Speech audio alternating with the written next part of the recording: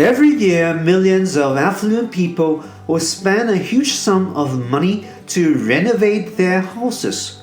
As for many families, they consider nicer kitchens, bathrooms, or bedrooms would ensure them joy.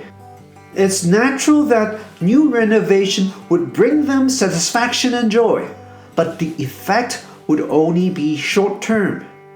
Most people's happiness depends on circumstances, but the source of joy can also come from within.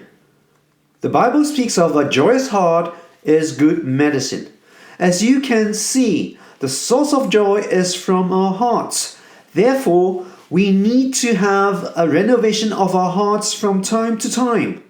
Let's ponder Proverbs 17, verse 22. A joyful heart is good medicine, but a crushed spirit dries up the bones.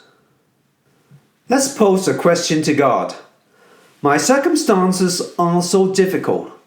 How can I have joy? Let's practice what you learned. Reflect on your heart's condition and ask God to renovate it. Let's proclaim to others about your experiential knowledge.